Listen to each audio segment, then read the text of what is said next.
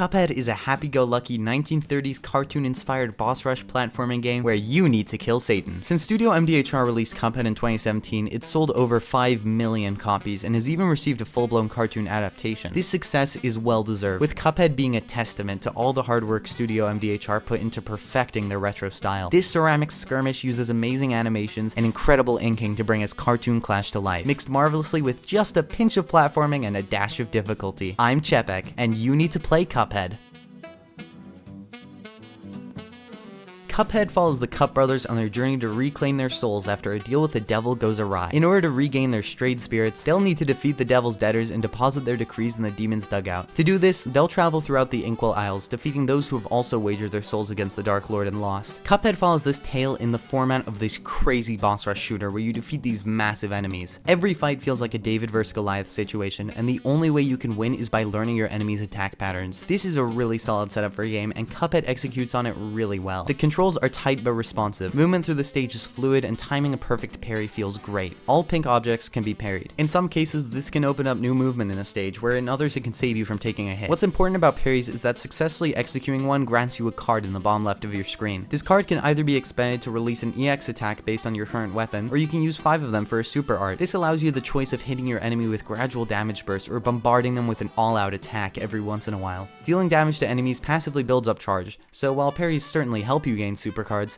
they aren't necessary. Cuphead and Mugman are armed with a basic arrangement of arm-based armaments. Weapons are sold as potions which grant you the ability to damage enemies through mysterious power at your fingertips. Huh, sounds familiar. There's a total of 6 weapons, many of them with their own pros and cons. The pea shooter is your standard weapon, and has no real advantages or disadvantages. It basically deals average damage and goes to where you're pointing it. The spread is basically a shotgun. It does extremely heavy damage from a super close range, so if you find yourself near a boss, make sure to use this. The chaser is for babies. That's right, I said it. This weapon does half damage, but every shot hits. This weapon's only useful if you can't focus on 2 things at the same time. I mean, what kind of a loser would use that?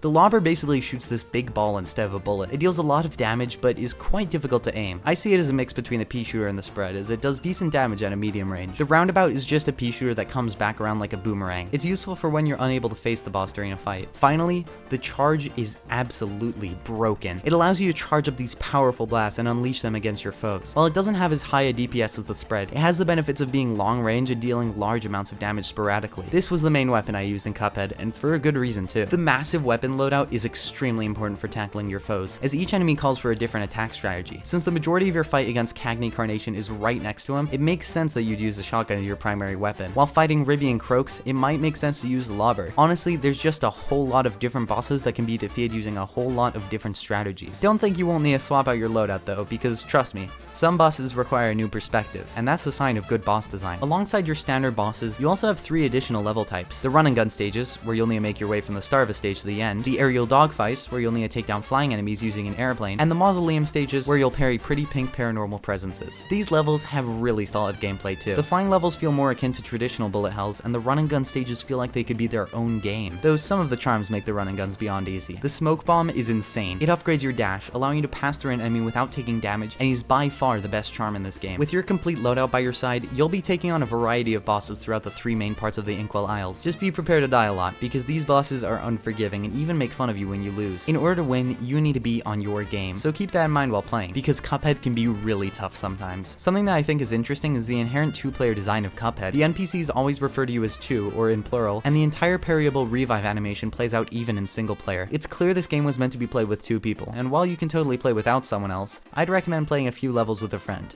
If you have one of those. You do have friends, right?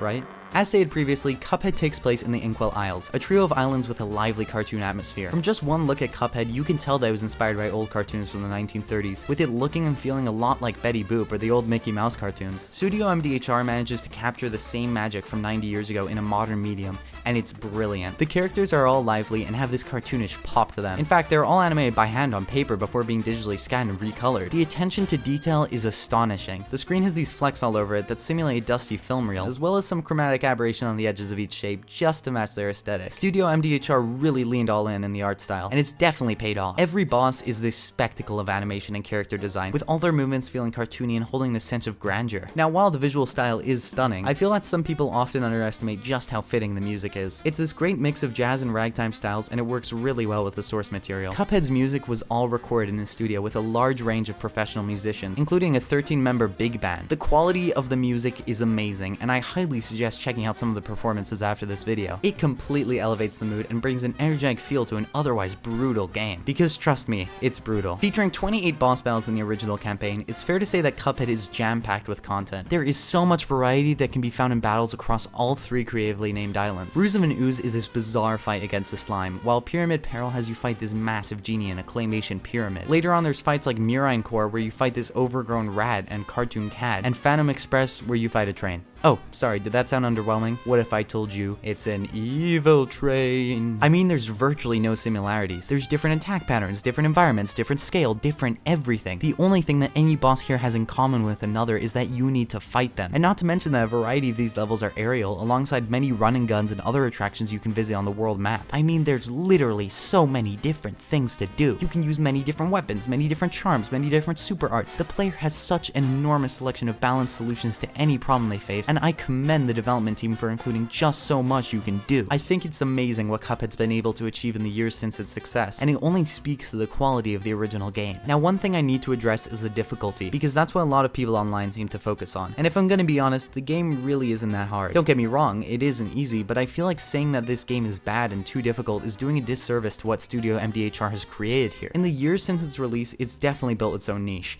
but as someone who played at launch, it was polarizing to see. Nonetheless, despite the reputation that came with the game, Cuphead pushed through, and 5 years after its initial release, Cuphead has once again graced the world with its presence through the release of the Delicious Last Course. The Delicious Last Course, or DLC for short, innovates on the existing mechanics in pretty much every way. The DLC brings a whole new arsenal of weapons to Cuphead's disposal. You've got the Converge, blasting 3 yellow bullets all over the screen. You have the Twist Up, shooting tornado bullets that fly upwards, and naturally the Crack Shot, releasing little pellets that crack open and shoot towards enemies at low damage. Though if you hit them before the pellet breaks open, the damage is greatly increased. I really like these weapons, and they all add something the original game didn't have. They all feel like combos of other existing weapons for when you're in between choices. The Converge is a combo of the pea shooter and the spread. The Twist Up similar to the Lobber, yet turns mid-shot like the roundabout, and the Crack Shot's like a mix of chaser and charge. These weapons are all really creative and serve as a cool option for anyone who didn't find a weapon for them in the base game. The Delicious Last Course also brings a handful of charms and abilities to the table, but the most important one by far is the Astral Cookie. If you have the Astral Cookie equipped, you're able to summon Chalice, the character who gives you super arts in the original game, from the astral plane in order to play as her. Chalice has a completely revised moveset, featuring a double jump, a dodge roll, and a parry dash. Honestly, I feel like she was implemented as sort of an easy mode, because sure, you can't have charms equipped when you play as her, but she has an extra hit point, more movement options, and a practically built-in smoke bomb. Nonetheless, Chalice is a really cool character. She even has her own super arts that shoots a laser into the sky,